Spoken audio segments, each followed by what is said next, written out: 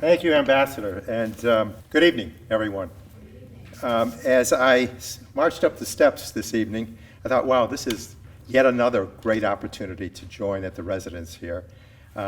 It's always been a hospitable outcome, and just enjoy mixing with our Netherlands friends and our Dutch Americans and people who just support that wonderful partnership. So thank you, Ambassador, for that. And Michael greeted me at the top of the stairs, and I thought, wow, you've also got a great representative of upstate New York, a great product of upstate New York to greet me. So that's awesome.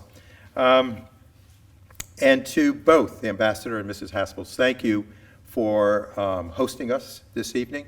And Ambassador, may I wish you well in your role. I know it's still somewhat fresh, so I can say that.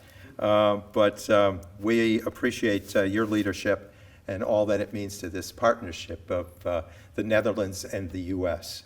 A great bit of teamwork and a great bit of action that occurs between the two communities, to the two countries in a way that really speaks to progressive opportunity.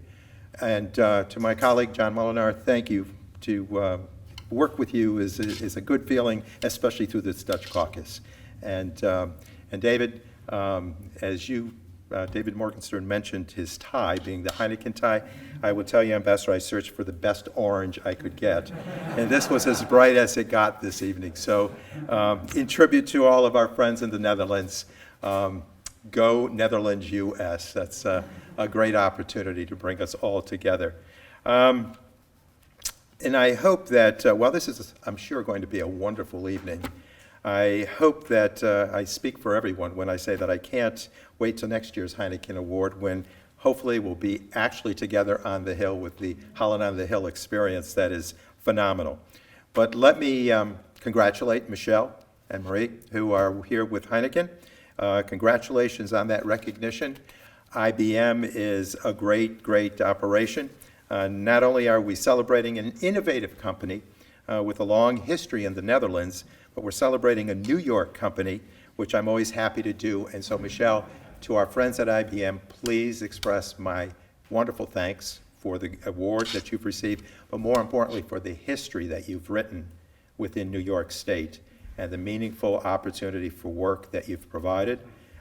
It's a great organization with great reputation, and I'm flattered for all of you that you're recognized here by the Holland on the Hill Heineken Award. And this shouldn't surprise anyone, but the New York Netherlands connection through our culture, our history, and our enterprise certainly runs deep. Now, my connection, it's bad news, sad news, I have no Dutch heritage. But I live in Amsterdam, New York, and I represent Rotterdam, New York.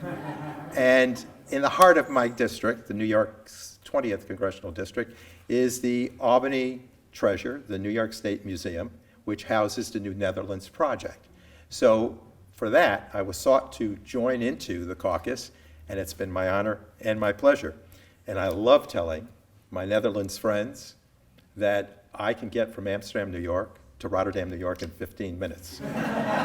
So they promised not to tell the folks at home. I said, well, I know I'm keeping within the law. So, but just a fascinating thing to be able to represent communities that have such a Dutch imprint, street names and the like, the history, the heritage, the mosaic that you began in my district with the immigration power that occurred way back when. And it's only grown to be many continents worth and much more diverse. But at the epicenter is the Dutch contribution, and it is indeed significant. You've had a presence in my region for over 400 years. And I'm very happy that we're doing a small part to preserve that legacy and certainly to build upon it. And while I don't represent IBM, they're just a ways down the river, the Hudson River, down in Fishkill. So again, congratulations.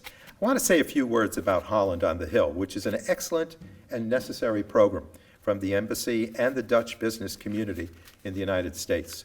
While we may have moved to remote work and virtual meetings, the efforts that are still being done to build and strengthen our transatlantic relationship are as important, I believe, as ever. If we've learned anything over the past 6 months, is that the world has big challenges and that we need trust, cooperation, and innovation to overcome them.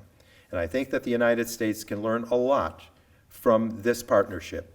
We know that the COVID pandemic has required a collective global response, and we're going to need breakthroughs, perhaps in some unexpected ways. For example, one issue that I've been looking into is how our wastewater treatment plants can serve as early detectors for a COVID resurgence. And I'm not sure anyone thought sewer shed surveillance was going to be part of our pandemic response, but the science seems to show that it's pretty effective for determining infection rates within a community. Now, it was a Dutch scientist that really pioneered this COVID research, and a few months later, there was a big international remote summit of water experts. I deal with a lot of water policy as chair of the Environment and Climate Change Subcommittee in the House. And it was that Dutch significance that brought together that summit. Today, there are field studies happening in Virginia, in Nevada, and elsewhere in the U.S. and around the world.